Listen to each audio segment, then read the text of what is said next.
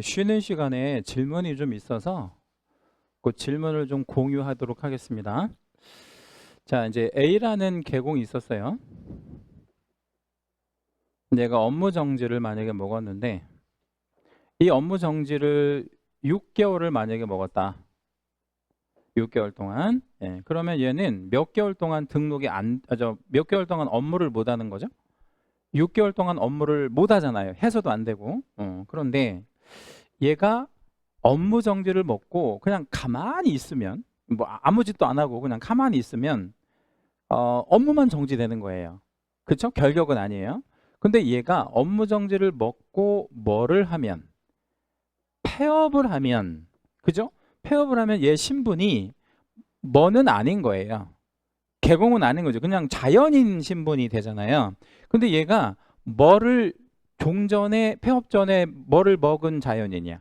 업무 정지를 먹은 자연인이니까 얘가 이 폐업을 하는 순간부터 뭐에 걸려버리냐면 결격사유에 걸려요. 결격에 걸린다고. 얼마 동안 결격에 걸리겠나 생각해 보세요. 6개월 동안. 왜냐면 6개월 동안 업무 정지를 먹었으니까. 그래서 결격 6월에 걸리는 거예요. 요거랑 기간은 똑같아야지. 그래서 결격이니까 재등록은 안 되는 거야. 그죠? 왜냐면 얘는 업무 정지를 먹은 애니까 그 기간 동안 일을 하지 마. 뭐 이런 얘기예요. 그러면 얘는 얼마가 지나야 재등록을 할 수 있는 거야? 6개월이 지나야. 그게 요거예요. 기간 중에 폐업하면 결격에 해당이 되고 그리고 재등록은 안 된다. 그러면 뭐만 지나면 재등록할 수 있다.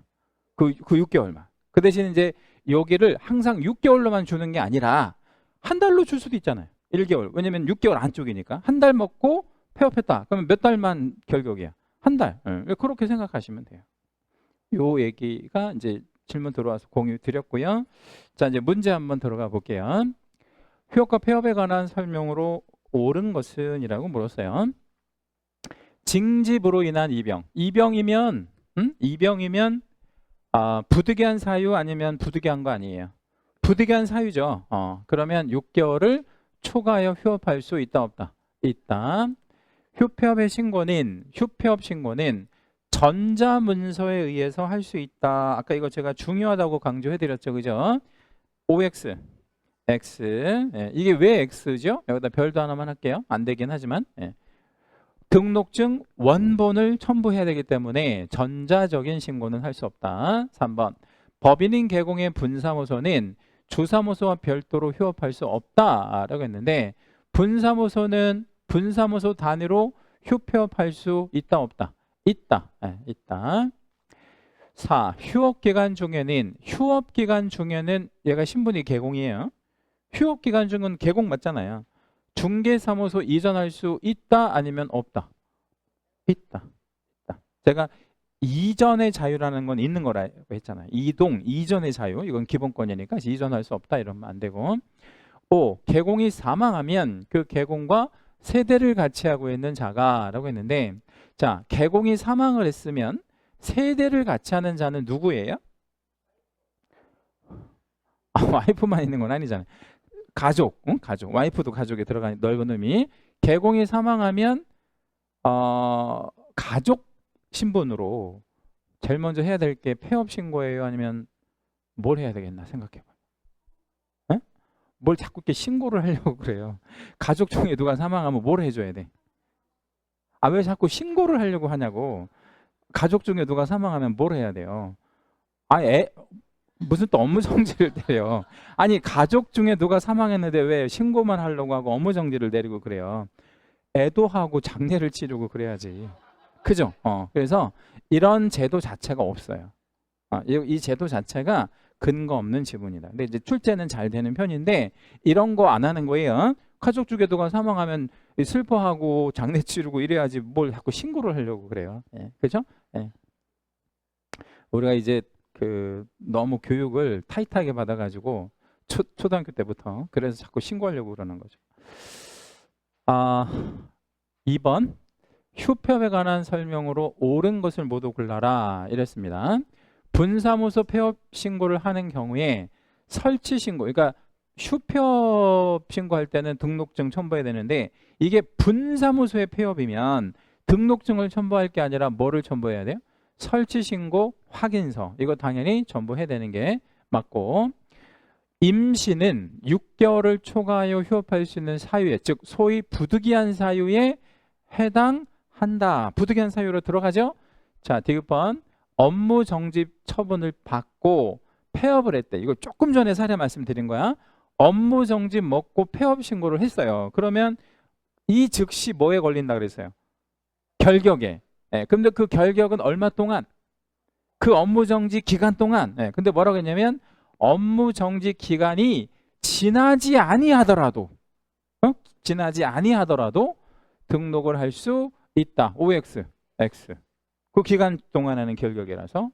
그래서 이거는 옳은 거는 기억, 니은. 요거 두 개가 옳은 표현에 들어가는 거죠. 요 정도 수준에서 나오니까 이쪽에서 뭐 이전이든 휴폐업이든 다 어떻게 하셔야 돼요? 다 당연히 득점하셔야 되겠죠. 이런 거 틀리면 안 돼요. 자, 메타인지는 우리 다음 수단 때 다 풀어드리도록 하고요. 자, 5장 넘어가도록 할게요. 개공의 의무와 책임. 5장에다가 별을 3개 잡아주시고요. 이쪽 장이 그 공인중개사 법령, 그러니까 이제 부동산 거래 신고법이 있고 공인중개사법이 있고 중개실무가 있는데 크게 나는 우리 그 과목에 세 파트가 있는데, 공인중개사 법령에서는 제일 많은 문제가 나와요. 여기가 제일 많은 문제가 나오고 가장 중요한 장이에요. 자, 일단은 의무도 중요하고 책임도 중요한데 의무는 뭐고 책임은 뭐냐? 그 말씀을 좀 드려볼게요. 의무는 법률에서 부담하는, 우리가 이제 어떤 채무라고 봐야 돼. 지켜야 할 도리, 이런 걸 의무라고 얘기를 해요. 근데 이 의무를 이행하지 아니하면 뭐가 생긴다? 책임이 생긴다. 자, 의무를 다하지 않으면 뭐가 생긴다고요? 책임. 뭐 이렇게 생각을 해주시면 됩니다. 그러면 술 먹고 운전하면 술 먹고 운전하지 말아야 될 의무가 있어요? 책임이 있어요? 의무가 있는 거야. 술 먹고 운전하지 말아야 할 의무가 있는데 술 먹고 운전을 했어요. 그럼 어떻게 해야 돼? 책임져야지. 그런 관계라고 보시면 돼요. 통상 요 의무 파트에서 4-5개 정도 문제가 나와요. 되게 중요한 그런 장입니다. 자, 이제 1번에 윤리라는 말이 나왔는데 윤리라는 게 뭐냐면 도덕 같은 거라고 생각하시면 됩니다. 자, 도덕이라고 한번 제가 써볼게요. 여러분 이제 학원 수업 마치시고 집에 가는데 이제 버스나 지하철을 탔어요. 근데 이제 약간 좀 뭐 그 졸리고 막 그래가지고 자리가 나서 이제 앉았어요. 앉아가지고 한 정거장 정도 갔는데 할머니 한 분이 이렇게 내 앞에 이렇게 오셔가지고 서 계시네. 하필 내 앞에. 자, 그러면 양보를 해 드리는 것이 윤리에 맞다, 아니면 죽은 척하고 있는 게 그 윤리에 맞다. 어떻게 하는 게 윤리에 맞아요? 그거는 법으로 정해져 있지는 않죠. 그거는 내 마음가짐이고 도덕에 어떤 해당이 되는 부분이라서 본인이 알아서 결정을 해야 돼. 근데 옆에 있는 경찰관이 있었거든요. 경찰관이 나를 체포해서 잡아가나요? 아니요. 그건 잡아갈 수가 없는 거예요. 왜 잡아갈 수가 없는 거야? 그럼 본인이 알아서 판단할 윤리의 문제니까. 그래서 여기서 우리가 배우는 것들은 윤리라는 거예요. 윤리. 자, 그런데 이렇게 하면 어때요? 할머니 왜 하필 내 앞에 서 있어요? 하고 확 밀쳐버렸어요, 할머니를. 그래서 버스에서 할머니가 막 뒹굴고 결국에 다쳤습니다. 그럼 처벌해야 돼, 말아야 돼? 그건 처벌을 해야지. 아무리 윤리에 해당이 된다 하더라도 다른 사람에게 피해를 주면 처벌을 하는데, 윤리 중에서 처벌하는 게 하나가 있어요. 그게 바로 뭐냐면 비밀 준수 의무를 위반하면 처벌의 대상이 얘는 처벌의 대상이 되고요. 요 얘기만 좀 먼저 말씀드려 볼게요. 이 비밀 준수 의무를 위반하게 되면 1년 이하의 징역이나 1,000만 원 이하의 벌금형에 해당이 됩니다. 그러니까 기본적으로 우리가 비밀은 지켜야 하는데 그 비밀을 지키지 않으면 다른 사람이 피해를 본다, 안 본다? 본다. 그러니까 피해를 보면 처벌해야지, 당연히. 그래서 요 처벌의 내용이 있다라는 거 알고 계시고요. 얘는 좀 성격이 다른 윤리예요. 품위유지, 신의성실의 의무. 이거는 윤리에 말 그대로 윤리. 그래서 이런 품위를 지키지 않았다, 신의성실을 다하지 않았다고 해서 이 말하자면 처벌을 하거나 이런 문제가 생기지는 않습니다. 자, 이제 품위유지 의무 한번 좀 읽어봐 드릴 건데 여기다 밑줄을 한 번만 잡으세요. 이렇게 둘이 연결해서 계공 및 소공 연결 밑줄. 자, 요 두 사람은요 전문 직업인이랍니다. 전문 직업. 이게 제가 이거 쓴 글이 아니라 법에 써 있는 거. 이게 29조 1항에 전문 직업인이고 그래서 뭘 유지하래? 품위를 그리고 신의와 성실을 다해서 공정하게 중개 업무를 수행해라. 뭐 이런 얘기잖아요. 근데 여기에 지금 누가 빠졌죠? 중개보조원 빠졌잖아. 중개보조원은 그러면 품위 없어도 돼요? 제가 쉬운 질문 드렸는데 중개보조원은 품위 없어도 되냐고요? 예, 없어도 된다는 거야. 예? 왜냐하면 법에 요 두 사람만 품위를 유지해라. 이해되셨죠? 예. 이 두 사람은 법적인 의무가 있는 거야. 근데 이거 위반했다, 이게 위반 안 했다, 이거를 뭐랄까요, 판단하기가 어려운 거야. 예를 하나 좀 들어봐 드릴게요. 한여름에 개업 공인중개사가 여자분인데 반바지를 입고 근무를 하는 거예요. 품이 있다고 봐야 돼, 없다고 해야 돼? 응? 그러니까 한여름인데 반바지 입고 있어요. 자, 품이 있다고 봐야 돼, 없다고 봐야 돼? 에?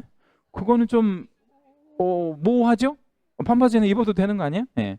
그렇죠. 그거는 좀 모호하잖아. 그러니까 그렇게 판단할 수가 없다는 얘기야. 이게 기준은. 그러면 반대로 개공이 남자 개공인데 한여름에 뭐 그런 개공이 좀 덜어 있어요. 메리아스라고 하는 거 있잖아. 이렇게. 예? 뭔지 알죠? 그것만 입고 있는 거야. 품이 있다고 봐야 돼, 없다고 봐야 돼. 그러면 막 부채로 막 붙이고 있고. 그건 또 없는 거예요? 똑같은 거지. 예, 뭐 반바지 입거나 뭐 메리아스 입거나 그건 똑같은 거 아니에요? 근데 그것도 품이 있다 없다 얘기하기가 어려우니까 이거는 처벌할 수가 없다는 거예요. 그 우쩌라는 거예요. 본인이 알아서 결정해라. 이해되셨죠, 이거? 예. 근데 이 비밀은 좀 달라. 비밀은 다른 사람한테 피해를 주니까 얘는 처벌을 할 건데 요거 좀 한번 읽어봐 드릴게요. 개업 공인중개사 등은 여기 주어가 중요해요. 여기다가 채색도 하시고 별도 하시고. 자, 이게 법조문으로 따지면 29조 1항이고 요게 2항이거든요. 한 항 차이예요. 근데 한 항 차이인데 주어를 바꿨어요. 법률에서. 제가 바꾼 게 아니라. 여기는 1항은 누구를 포함하지 않으려고 하는 거야. 중개보조원. 2항은 중개보조원을 포함시키고자 하는 거예요. 왜냐하면 등이라고 바꿨으니까. 그러면 여기는 세 사람이 다 들어가는 거예요. 누구. 개공, 소공, 중개보조원까지 다 들어가는 거야. 그래서 이 세 사람은 업무적으로 알게 된 비밀이 있을 수 있다 없다? 있다. 그 비밀을 누설하지 말래. 네, 어떤 비밀이든 업무적으로 알게 됩니다. 우리가 그 비밀을 누설해서는 아니 된다. 근데 언제까지 그 비밀을 누설해서 안 되냐면 업무를 떠난 후에도 비밀을 지키래요. 그러면 업무를 떠났어요. 그러니까 업무를 떠났다는 게 뭐 개공 같으면 폐업하고 고용인 같으면 고용관계 종료 신고를 했는데 20년 지났다고 생각해봐요. 20년, 무려 20년. 그러면 그때는 비밀을 막 이렇게 세상에 알려도 돼요? 아니면 알리면 안 돼? 안 돼요. 이거는 죽을 때까지 무기한적인 의무다. 원래 비밀이라는 건 어디까지 가져가야 되는 거예요? 네? 그 무덤까지 가져가는 게 그게 비밀이잖아. 근데 우리나라 사람들이 아니라 뭐 보통 외국 사람도 마찬가지. 이거는 비밀인데 너만 알고 있어 이러면 어떻게 해요? 네? 돌아서면서 다 얘기해 주잖아요. 네. 그러니까 그렇게 하면 피해를 보는 사람들이 있으니까 하지 말아라. 요 얘기는 조금 이따가 제가 다시 한번 말씀드려 볼게요. 자, 이렇게 윤리적인 의무가 이제 어떻게 있는지 표로 한 번만 정리를 좀 해드리면 신의 측은 신의 성실의 의무를 말해요. 이건 개공하고 소공한테 있고 여기 보면 최상위의 의무라고 써 있잖아요. 이거를 제왕적 규정이다라고 얘기를 합니다. 제일 높은 사람을 뭐라고 불러요, 우리가? 제왕이라 그러잖아. 제왕적 규정이다 이렇게 얘기를 하는데 민법 2조가 요거예요. 신의 성실의 의무. 그러니까 이거는 모든 규범 중에서 가장 으뜸인 규범이다. 이렇게 생각을 일단 해주세요. 요 얘기는 좀 이따 다시 드릴게. 그리고 품위유지 공정중개는 개공하고 소공, 그 다음에 성관주의 의무라는 게 있는데 이거 좀 중요해요. 성관주의 의무가 있고요. 얘는 판례가 인정하는 비명문의 의무다라고 돼 있죠. 여기다 우리 별 하나만 좀 해주시겠습니다. 자, 일단은 이 성관주의 의무가 뭔가를 좀 설명을 좀 드려볼 건데요. 앞에 친구 그거 뭐야 텀블러 좀 잠깐만 줘봐. 자, 제가 이제 이거를 텀블러를 제가 이제 빌려달라고 이렇게 가져왔는데 이거를 내용을 제가 빌려달라고 갖고 온 게 아니고 이 친구가 저한테 잠깐만 가지고 있어 주실래요? 그래서 보관을 좀 해줄래요? 그래서 제가 보관을 좀 하고 있는 상태라고 생각해 주세요. 저는 이게 보관자예요. 저 어떻게 관리해야 돼 이거 남의 그 물건을 잘 관리해야 되는데 그걸 잘 관리한다가 바로 요거예요. 성관주의 의무. 그러면 저는 이거를 제 것처럼 관리한다. 어때요? OX. 아니야. 이게 내 게 아닌데? 내 게 아니잖아요. 근데 내 거 아니지만 남의 거라고 하지만 이거 막 제가 집어던지고 그러면 돼요? 안 돼요? 안 되죠. 그러면 그 주의 의무를 뭐라 그래? 선관주의 의무라고 얘기해. 타인의 물건이나 타인의 사물을 처리할 때 기울이는 최선의 의무를 성관주의 의무라고 해. 근데 조심해야 될 거는 이거 받아요. 내 것처럼 내 일처럼 관리하는 게 아니라는 거예요. 내 게 아니니까. 이거는 타인의 물건이나 타인의 사물을 처리할 때 기울이는 어떤 주의 정도라고 생각하시고 요 성관주의 의무가 왜 중요하냐면 이게 이유가 좀 있어요. 옆에다가 나 좀 밑에다 한번 적어 볼게요. 여기다 한번 적어 봅시다. 중요 표시를 하나 좀 해주시고 나중에 여러분 이제 민법 시간에 위임계약이라는 거를 배울 거예요. 위임계약 아직 안 배우셨죠? 네, 위임계약이라는 거를 이제 나중에 배울 건데 이 위임계약과 중개계약이 유사하다라고 우리 대법원이 보고 있어요. 근데 이제 둘 다 아직 안 배워가지고 조금 생소하실 텐데 위임계약이 뭐냐면 위임인이 수임인에게 이 말은 뭐 어렵지는 않으니까 한번 질문 드려볼게요. 위임인은 누구고 수임인은 누굴까요? 위임인은 부탁을 하는 사람, 수임인은 그 부탁 받아주는 사람을 얘기하거든요. 요 둘이 체결하는 걸 위임계약이라 그래. 그러면 중개계약은 누구랑 누가 체결하는 계약이 중개계약이냐면 의뢰인이 개공과 체결하는 계약을 중개계약이라고 하거든요. 그럼 어떻게 만들어지냐면 의뢰인이 개공한테 우리 집 좀 팔아주실래요? 이렇게 의뢰해서 개공이 그거 접수하면 계약으로 되는 거. 이 구도가 이 구도랑 비슷하대요. 똑같다는 게 아니라 비슷하대요. 그런데 우리 민법 규정에 보면 수임인이 위임인을 상대로 성관주의 의무를 부담해요. 그럼 우리 대법원이 이 구도와 이 구도가 비슷하다고 하니까 여기도 똑같이 누구에게?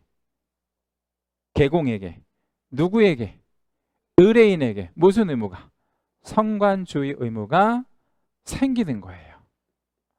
그러면 성관주의 의무가 개공에게 있다는 거예요? 없다는 거예요? 있는데 이게 우리 중개사법에 규정이 있다, 규정은 없다. 규정은 없고 판례가 인정하는 비명문이라는 건 규정이 없는 유일한 의무예요. 다시 한번 개공한테 수십 개가 넘는 의무가 있는데 그 중에 유일하게 비명문의 의무예요. 그러니까 규정이 없지만 판례가 인정하는 의무다. 이해가 되셨죠? 그러니까 이거를 제외하고는 다 규정이 있어. 몇 조 이렇게. 근데 이것만 규정이 없는 의무다. 이렇게 생각해 주시면 되겠고요. 요 구도까지 다 기억해 주셔야 돼요. 자, 이제 비밀준수 의무를 한번 구체적으로 한번 볼 건데 이 비밀준수 의무 위반하면 몇 년 몇 천의 형벌 떨어진다고 아까 말씀드렸죠? 1년 1천. 근데 여기에 특이한 말이 하나 써 있어요. 뭐라고 써 있냐면 반의사 불벌죄래. 반의사 불벌죄. 그러면 이제 여기 옆에 이제 한자가 실려 있으니까 요거 한자로 한번 좀 설명을 드려볼게요. 불벌죄가 뭔 말이에요? 불벌죄. 처벌하지 않는다. 뭐 이런 뜻이거든요. 근데 언제 처벌하지 않는데? 반의사가 있으면. 그러면 여기서 반의사는 누가 반의사를 밝히는 거냐면 피해자가. 그러니까 피해자가 반의사를 밝히면 이 사람과 내가 합의했으니까 뭐 하지 마세요. 처벌하지 마세요라고 의사표시를 하면 처벌할 수 없는 죄, 이거를 반의사 불벌죄라고 얘기를 하는데, 이거가 출제가 굉장히 잘 됩니다. 꼭 기억해 주셔야 돼. 반의사 불벌죄. 그러면 반의사 불벌죄는 모든 범죄 행위에서 다 성립하는 이 그 항목이냐? 아니고 매우 특이한 범죄, 매우 특이한 범죄. 그래서 이거는 좀 기억하고 계셔야 돼요. 사기를 쳤어요. 사기를 쳐서 사기 피해자하고 합의했어요. 그럼 처벌해요? 처벌하지 않아요? 처벌합니다. 왜 처벌합니까? 합의를 했다고 처벌을 안 하는 게 아니에요. 근데 이거는 안 그렇다는 거야. 이거는. 그러니까 피해자하고 합의해서 피해자가 처벌 의사를 우리 이제 반대 의사를 밝히면 처벌하지 않는, 이거는 반의사 불벌죄이기 때문에 그런 거예요. 그래서 대표적으로는 요 비밀 준수 의무라든가 명예훼손 같은 거. 명예훼손은 그 둘 간의 문제니까 합의만 하면 처벌하지 않는 그런 거라고 생각하시면 되겠고요. 이게 면책이 좀 있는데, 면책이라는 게 뭐예요? 책임을 면한다, 뭐 이런 얘기입니다. 근데 여기 이 법에 그 규정이 있다는 거는 이제 반의사가 있으면 면책, 그 다음에 여기 보면 확인 설명 의무하고 충돌하는 경우 뭐 이렇게 되어 있잖아요. 이제 이게 무슨 얘기냐면, 제가 이제 그냥 간단하게 사례 하나만 좀 드려볼게요. 수원에 가면요, 예, 수원에 가면 거기가 동네 이름을, 하여튼 수원시에 지동이라는 동네가 있어. 지동. 뭐 중요한 건 아닌데 수원에 가면 지동이라는 동네가 있거든요. 지동. 예. 근데 여기 지동에서 뭔 일이 있었었냐면 한 7, 8년 전에 오원춘 사건이 있었어요. 오원춘이라고 혹시 여러분 들어보셨나? 예. 그러니까 한 27 정도 먹은 여자 애를 이렇게 그 야간에 이렇게 자기 집으로 끌고 들어가 가지고 토막 살인을 한 그 살인범인데 200 몇 토막을 낸 거야. 그래서 막 살은 살대로 이렇게 봉다리도 담아놓고 뼈는 뼈대로 이렇게 추려놓고 뭐 하려고 그랬는지는 알 수 없으나, 그래가지고 하여튼 날아갔으면 발칵 뒤집히고 막 경찰청장 잘리고 뭐 이런 아주 엄청난 사건이 있었거든요. 근데 이 말씀을 왜 드리냐면, 그 사건이 있었던 그 집 있잖아요. 그 집이 팔렸을까요? 안 팔렸을까요? 안 팔리지, 당연히. 누가 그걸 사겠어요? 근데 이 집만 슬럼화된 게 아니고 이 지동이라는 동네 자체가 슬럼화돼 있어요. 그래가지고 이제 예를 들자면 택시를 타고 지동 갑시다 그러면 택시 기사들이 잘 안 간대요. 저도 들은 얘기야. 그러니까 대낮에는 가도 저녁에는 안 간대. 왜 저녁에 안 가겠어요? 무서운 거야. 동네 자체가 그냥 다 슬럼화되고 거기 있던 사람들도 다 이제 다른 동네로 이사 가고 그러는 거예요. 근데 외지 사람은 거기가 그러면 집값이 싸겠어요? 안 싸겠어요? 싸겠지. 예. 그러면 이제 아무것도 모르는 사람들이 여기 왜 이렇게 싸요? 나 여기 뭐 중개해 주세요. 그러면 여러분이 그걸 중개를 해줘야 될 입장이라고 생각을 해봐요. 알려줘야 돼? 요 설명을 해줘야 돼? 아니면 가만히 있다가 그냥 비싼 가격에 팔아먹어야 돼? 예? 알려줘야 돼? 비밀로 해야 돼요? 이게 충돌한다고. 충돌하죠? 뭐하고 뭐가 충돌해요? 알려줄 의무와 비밀을 지킬 의무가. 그러니까 비밀은 왜 지켜야 될 의무가 생기냐면, 그 동네에 있는 집을 내놓은 사람들은 비밀로 해달라고 부탁을 할 거 아니야. 그러면 나는 비밀을 지켜야 될 의무하고 손님들이 원하니까 상대방한테는 좀 알려줄 의무가 충돌하잖아요. 이럴 때는 아까 무슨 의무가 있다 그랬죠? 이게 신의성실의 의무가 제왕적인 규정이라고 그랬잖아. 가장 으뜸인 규범이라고 이게. 그래서 뭐 하는 게 맞아? 예, 알려줘야 돼. 이때는 면책, 이때는 책임을 묻지 않는다라고 생각해 주시면 돼요. 이해되셨죠? 여기까지? 예.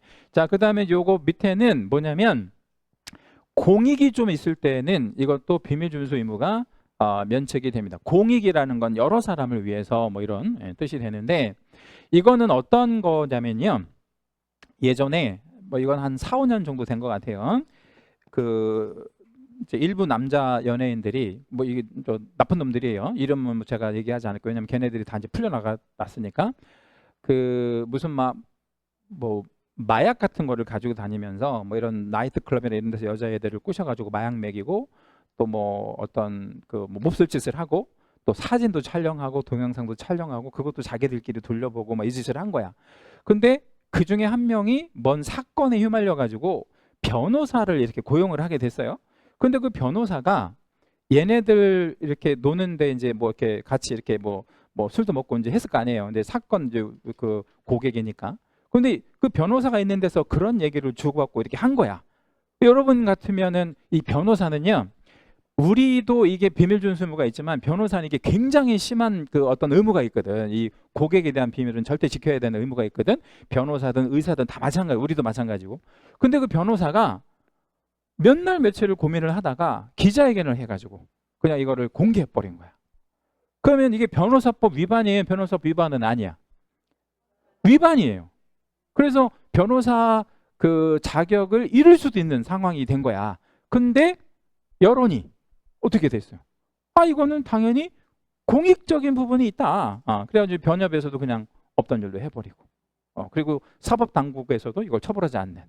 이게 바로 뭐가 되는 거예요? 면책이 되는 거예요. 이해되셨죠? 그러니까 이게 약간 좀 추상적인 개념이긴 한데 실제 되게 잘 되니까 알고 계셔야 돼요. 그래서 우리는 사익이든 공익이 있습니다. 이거 2번은 여기 1번 요거 확인 설명은 사익이고 그 사람에 대한 이익이고, 공익적인 측면이 있으면 비밀 따위는 지키지 않아도 괜찮다. 이렇게 생각을 해주시면 돼요. 근데 그런 사익과 공익에 위배되지 않는 선에서는 당연히 비밀은 지켜줘야 되겠죠.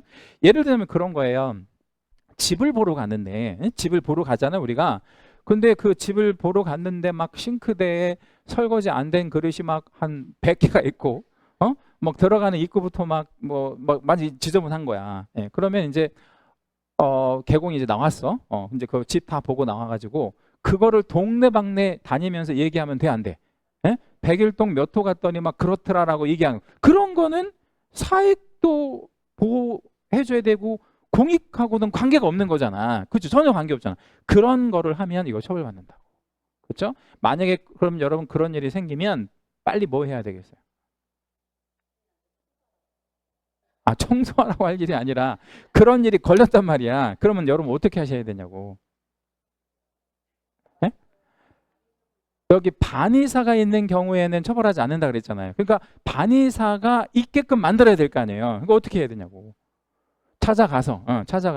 근데 또 찾아갈 때 그냥 찾아가, 아니면 약간의 뭐 싸갈 게 아니라 이 정도는 싸가서 될 일이 아니라 약간의 뭐라 그래, 그거 합의금 정도, 금융치료 해서 그것 좀 이렇게 갖다 주면서 용서를 구해야지.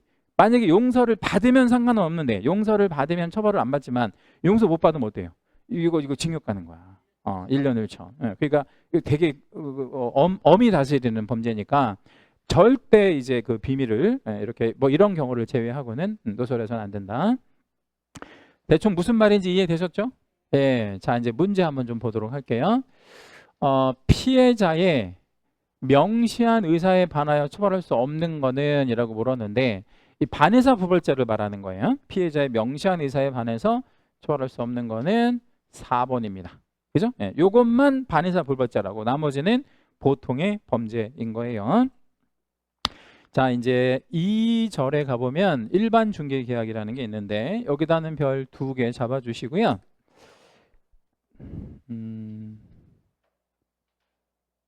몇 페이지를 좀 잠깐만 가보시면, 여기 페이지 74쪽인가? 여기 한번 가볼게요.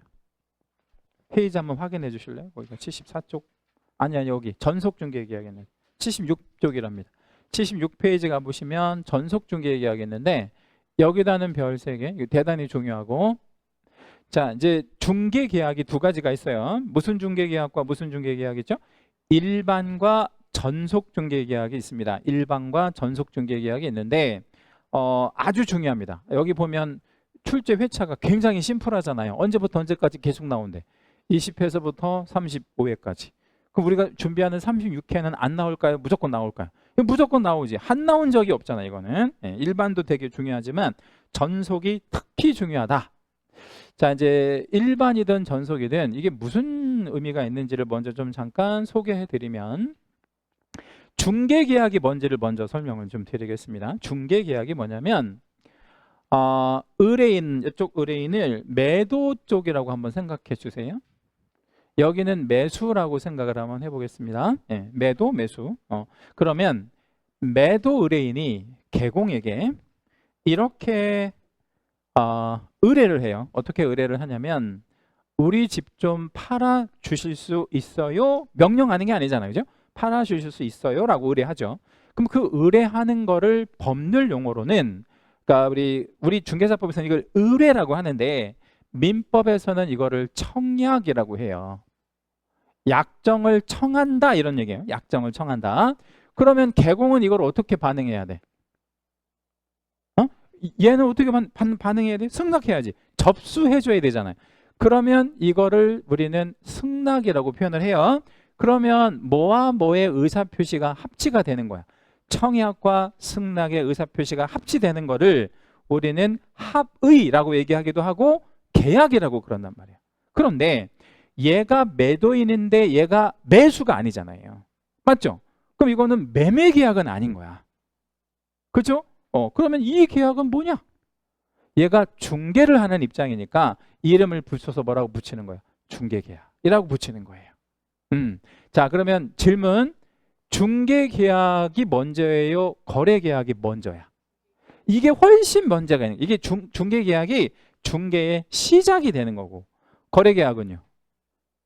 중개 완성이라 그래요. 이거 중개의 끝이 되는 거예요. 그러니까 이것과 이것은 시간적으로 전혀 다르고 당사자도 달라. 왜 당사자가 다르냐면 거래계약은 매도인과 매수인이 하는 거예요.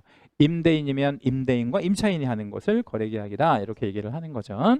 자, 이런 질문을 드려볼게요. 거래계약이 체결되면 개공은 돈 받을 수 있어 없어요? 거래계약. 이 거래계약이 체결되면 개공은 돈 받을 수 있어 없어? 있지. 이게 중개 완성이니까. 근데 중개계약이 체결되면 돈 받을 수 있어 없어? 없지. 그거는 이제 시작이니까. 이걸 끝까지 완료해줘야 돈을 받는 거다 이렇게 생각을 해야 돼. 근데 중요한 거는 이 중개계약이 많아야 뭐를 끌어내기가 좋은 거야. 거래계약. 그러니까 이 중개계약 자체가 얼마 없으면 거래계약은 나올 수가 없는 거지. 그죠? 그러니까 무슨 얘기냐면 내가 개업한 지 뭐 한 5개월 됐는데 매물 1개 있고 이러면 거래계약을 끌어낼 방법이 없잖아. 근데 내가 한 5개월 정도 되면 보통 뭐 매물로 한 뭐 100개, 200개는 갖고 있어야지. 그 어떤 게 팔릴지 모르니까. 무슨 말인지 아셨죠? 그래서 이 다양한 중개 물건을 끌어내야 돼. 자, 그러면 이제 일반 중개계약과 거래계약을 좀 잠깐 전속 중개계약을 설명을 드려볼 건데 그 한 장만 넘겨줘 봐봐. 앞에로. 뒤로 한번 넘겨봐. 그 페이지가 몇 페이지야? 76페이지, 77페이지 한번 가보겠습니다. 77페이지를 한번 가보세요. 요 그림 나오게. 77페이지.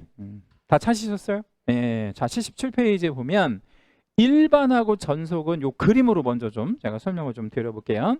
일반 중개계약은 한 명의 매도인이라고 생각을 해볼게요. 한 명의 매도인이 집을 하나를 팔고자 하는데 이 사람이 누구한테 물건을 내놓냐면 1명, 2명, 3명한테 내놓는 거야.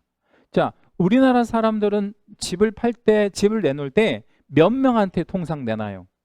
통상 여러 명한테. 예. 우리 대치동에 음마아파트 있잖아요. 근데 음마아파트 주변에 한 55개 정도의 중개사무소가 있거든요. 근데 심한 경우에는 55개 집에 다 내놓는데. 심한 경우에는. 근데 그런 경우가 왜 그렇게 많은 개공들한테 내놓는 거예요, 집을? 빨리 하고 싶으니까. 그러니까 우리나라 사람들은 이제 빨리 하는 걸 되게 중요하게 여기잖아요. 그래서 우리나라에서 이 방식이 대단히 흔한 방식이거든요. 그래서 이거 한자로 마늘 따자를 쓴 거예요. 이거 중요합니다. 우리나라에서 많은 방식이라서 일반 중개계약이라고 부른다. 자, 다시 한번. 일반 중개계약은 왜 일반이라고 부른다고요? 많아서, 흔해서.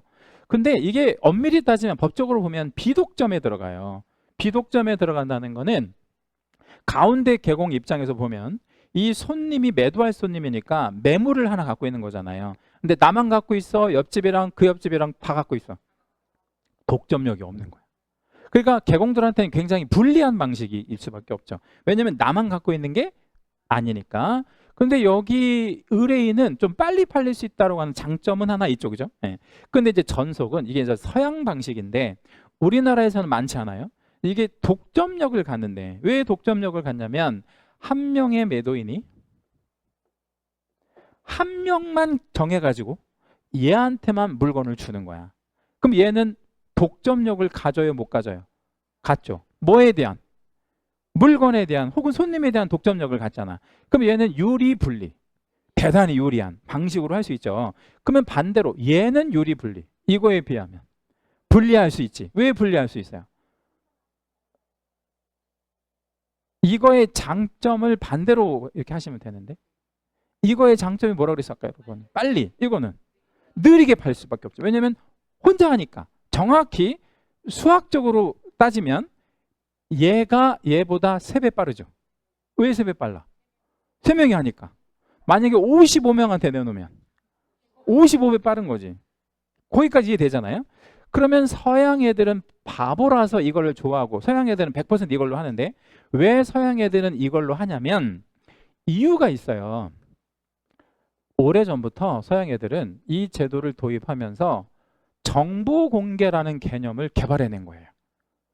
그러니까 너 혼자 물건을 갖고 주물럭주물럭 하지 말고 공개적 방식으로 하라는 거야. 공개적 방식으로. 그럼 어디다가 공개를 하느냐면 이 망이라고 제가 쓸게요. 이 망이 뭐냐면 인터넷 망에다가 뿌려주라는 거야. 인터넷 망에다가. 인터넷이 생기기 전도 있었을 거 아니에요. 그때는 신문에다가 이렇게 올려주라는 거야. 그럼 이건 택일해서 올리면 됩니다.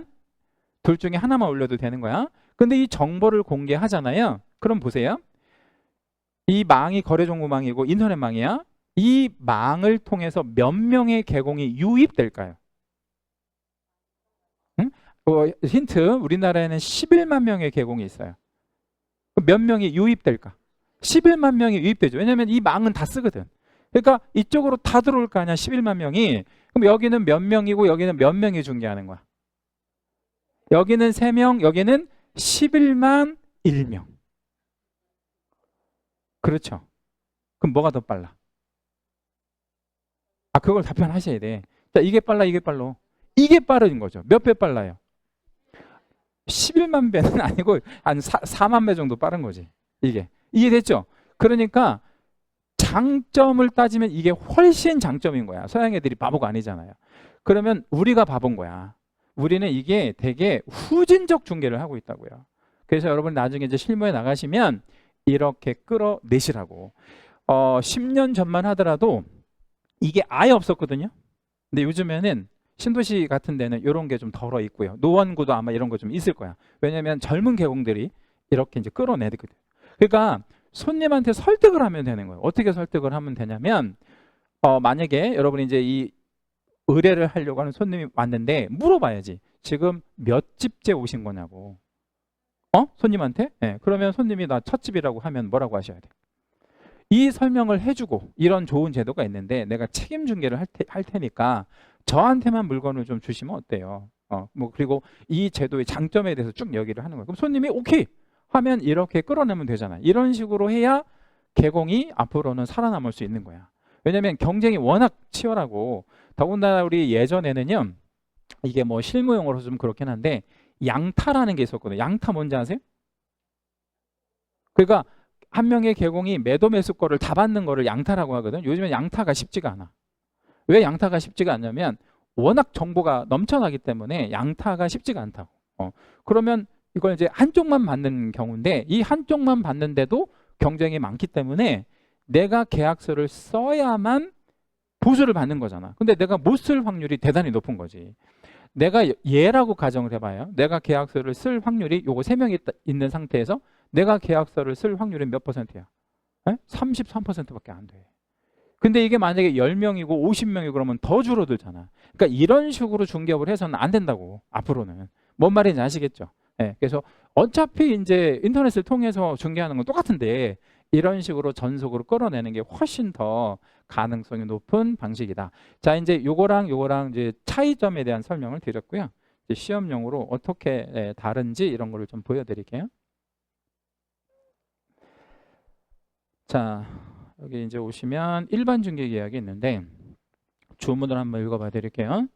의뢰인은 의뢰 내용을 명확하게 하기 위하여 필요한 경우에는 개공에게 일반 중개 계약서의 작성을 요청할 수 있다. 여기다 밑줄을 좀 한번만 좀 잡아주실래요? 작성을 요청할 수 있대요. 법률에, 이건 조문이잖아요. 법률에 뭐라고 돼 있냐면 요청할 수 있다라고 딱 돼 있고 이후 언급이 없어요. 그냥 요청할 수 있다, 끝. 더 이상의 언급이 없다고. 그러면 이제 우리가 여기서 이제 해석을 해봐야 될 거 아니에요. 꼭 써야 된다는 거예요? 아니면 안 써도 된다는 거예요? 안 써도 된다는 거죠. 그냥 요청할 수 있다라고 했으니까. 그렇죠? 네. 그래서 일단 작성의 의무는 없어요. 그러면 여러분 이렇게 생각을 해볼게요. 작성의 의무가 없으면 안 써도 된다는 얘기잖아요. 물론 써도 된다. 그죠? 그럼 안 써도 된다는 얘기는 구두로 해도 되겠습니까? 예. 야, 뭐 이걸 계약서를 씁니까? 귀찮은데 그냥 구두로만 합시다. 말로만 해도 돼, 안 돼? 돼. 우리나라 이제 일반적인 방식이 이거니까 대부분 구두로 많이 하죠. 근데 이 구두로 하면 그 손님이 개공에 대한 충성도가 떨어져요. 그래서 계약서를 쓰는 게 좋기는 해요. 그리고 구두나 서면, 이제 서면으로 쓰는 것도 상관은 없다. 연결해서 별 하나만 해줄게요. 그리고 일반 중개계약서는 잠시 후에 이제 보여드릴 건데 실제로 우리 국장이 정하고 있습니다. 네, 국장이 여기 주어 채색 일반 중개계약의 표준이 되는 서식을 정해서 그 사용을 권장할 수 있다. 자, 그러면 어디까지나 권장할 수 있다이니까 사용의 의무는 있다, 없다? 없다. 안 써도 그만이고 그냥 구두로 이렇게 해도 상관은 없다. 근데 이 서식 자체가 존재는 한다라는 거 기억해 주시면 되겠고요. 일반 중개계약서를 혹시 쓰게 된다면 기재사항이라는 게 있는데 중개대상물의 위치 규모, 그 다음에 예정 가격, 그 다음에 여기 예정 가격에 대하여 여기 밑줄 한 번만 할게요. 자, 여기서 예정이라는 단어가 나왔는데 지금 이 중개계약서를 쓰는 시점 아까 말씀드렸잖아요. 거래가 이루어진 시점이에요. 거래가 이루어지기 전이에요. 훨씬 전이잖아요. 그러니까 여기는 거래 가격은 없는 거야. 예정 가격만 있는 거죠. 그래서 예정 가격에서 정한 중개 부수를 적어주라. 그다음에 이제 그 밖에 우리 뭐 당사자들이 준수해야 할 사항 같은 것들을 적어주는 거고요. 이제 여기 보면 중개계약과 거래계약의 비교표가 있는데 일단은 이 둘 간의 관계가 얘 먼저 얘 나중 이런 식으로 이제 전개된다라는 거. 그래서 의뢰 시점에 이게 중개계약이 이루어지고 완성되는 시점에 거래계약이 이루어지겠죠. 그러니까 거꾸로 생각하시면 안 되고 아까 말씀드린 대로 중개계약은 의뢰인과 개공이고 거래계약은 개공의 시각에서 보면 의뢰인과 의뢰인의 계약이죠. 그리고 종류는 일반, 전속, 독점, 정가, 정률, 순가, 단독, 공동 뭐 이렇게 7개가 있는데 이거는 나중에 실무 파트에서 다시 말씀드릴 거고요. 이렇게 종류가 있다라고만 기억해 주시고 거래계약은 매매, 교환, 임대차 이런 거를 거래계약이라고 얘기를 합니다. 중개계약은 우리 개공이 상인이기 때문에 유상성을 갖고 있고요. 쌍무계약에 들어가면 이런 거 안 중요해요. 이런 거 중요하지 않습니다. 이게 만약에 민법 과목이었다면 이게 되게 중요한데 우리 과목이 이런 거 중요하지 않아요. 그 다음에 비전형 계약이라는 게 뭐냐면 우리 민법에는요 15개의 전형 계약이라고 해가지고 그러니까 어떤 그 폼 자체가 정해져 있는 계약 15개를 정해놨거든. 근데 거기에 안 들어간다는 거야. 그래서 비전형 계약이고 낙성 분료식 계약이고 계속적 계약이고 위임유사 계약 요거는 좀 중요해. 위임유사 계약이라는 거는 전 시간에 제가 한번 설명을 드려봤는데 이거라는 거예요. 중개 계약과 무슨 계약이 아까 전 시간에 말씀드렸잖아요. 전 시간 말미에 무슨 계약과 무슨 계약이 좀 유사하다고. 중개계약과 위임계약이 좀 유사하다 말씀드렸잖아. 그래서 우리 개공은 그 의뢰인을 상대로 무슨 의무를 부담한다 그랬죠? 타인의 그 사물을 처리할 때 기울이는 주의 정도가 뭐야? 성관주의 의무 이런 것들이 이제 생긴다 그랬잖아. 아까 말씀드렸던 거. 그 다음에 체결상의 혹은 완성의 의무가 없는 임의계약이다. 이 임의계약이라는 건 또 뭔 얘기냐면 자, 손님이 물건을 가져왔어요. 뭐 일반이든 전속이든 물건을 가져왔는데 여러분 꼭 받을 거예요? 아니면 안 받아도 돼요? 그 손님이 물건을 가져왔어. 팔아달라고. 근데 꼭 받을 거예요? 아니면 안 받아도 돼요? 안 받아도 되지. 그러니까 예를 들면 물건은 되게 좋은데 손님이 진상이에요. 그 막 동네에서 유명한 진상이야. 그러면 받아야 돼, 안 받아야 돼? 그거 받으면 나 피곤하잖아. 그러니까 이렇게 할 수 있다는 얘기예요. 여기 임의계약이라는 거는 저 바쁘니까 옆집에다가 내놓으시죠. 이렇게 해도 돼. 이거는 강제성이 있는 게 아니라고. 그 손님이 뭐 예를 들자면 손님은 괜찮은데 물건이 별로야. 막 그 뭐 가등기가 있고 막 이래. 골치 아플 것 같아. 그럼 안 받아도 된다. 네, 그런 얘기라고 생각하시면 돼. 임의계약. 그 다음에 중개계약은 이제 언제 종료가 되냐면 기간이 끝나거나 완성이 되거나 계약이 해지가 되거나 중개가 불링이 되거나 이러면 이제 종료가 되는데 이런 건 뭐 중요하지는 않습니다. 아무튼 중개계약이기 때문에 이런 사유에 의해서 종료가 된다는 것 정도만 기억을 해주세요. 자, 문제로 한번 가보도록 할게요. 중개계약에 관한 설명으로 틀린 거. 전속중개계약 아직 안 배웠는데 전속중개계약은 반드시 법정 서식에 따라야 합니다. 그러니까 일반은 구두로 해도 되는데 전속은 반드시 법정 서식에 따라야 되고 이거는 다음 시간에 제가 다시 말씀드릴게요. 2번 중개계약 시 유상임을 명시하지 않더라도 보수 청구권은 인정된다라고 했거든요. 그러니까 우리가 이제 이런 생각을 해봐야 돼. 중개계약의 당사자가 누구랑 누구죠? 네? 의뢰인과 개공. 근데 개공은 상인이에요. 상인. 상인이면 뭐가 있어요? 보수 청구권. 상인이니까. 네. 그러니까 이게 뭐하고 똑같은 말이냐면 우리 식당에 가서 밥을 주문해서 밥을 먹을 수 있잖아요. 근데 밥을 주문할 때 뭐 예를 들면 김치찌개 주세요 하고 그냥 먹잖아. 예. 근데 이제 나갈 때 돈 내고 가야 돼? 그냥 가야 돼? 왜 내고 가야 돼요? 내가 돈 준다고도 안 했는데. 먹었으니까가 아니야. 법적으로 따지면 내가 먹었으니까가 돈을 주는 게 아니라 왜 돈을 줘야 되지? 그러니까 집에서 밥 먹으면 돈 안 주잖아. 그죠? 식당에 가서 밥을 먹으면 돈을 줘야 된다고. 그 이유가 왜냐면 식당 주인이 뭐라서? 상인이기 때문에 그런 거예요. 그러니까 우리 개공이 상인이니까 당연히 뭐가 생기는 거야. 보수 청구권이 당연히 생기는 거야. 이건 당연히 인정된다. 유무상 언급하지 않아도. 그러니까 유상계약이야. 중개계약은. 3. 우리나라에서는 일반 중개계약보다 전속 중개계약이라고 했거든요. 요 이가 주어야. 주어. 네. 그러니까 우리나라가 주어가 아니라 전속 중개 계약 이가 주어라고요. 이 문장에서 주어는. 자, 그러면 전속 중개 계약 이 업무 범위나 책임 소재를 명확히 할 수 있기 때문에 주로 이용되고 있다. OX, X. 주로 이용되고 있지 않아요. 오히려 뭐가 주로 이용되고 있어요? 일반 중개. 얘가 오히려 더 주로 이용되고 있다 그랬죠? 예. 자, 4번 순가중개계약. 이 순가중개계약이라고 하는 거는 채색 하나만 해주세요. 제목에. 나중에 이제 실무에서 다시 말씀드리긴 할 건데 순가라는 게 일본식 그 표현이라서 우리나라 사람들이 이해하기가 좀 어려워요. 그냥 차라리 영어로 제가 설명을 좀 드릴게요. 영어가 더 이해하시기가 좋아요.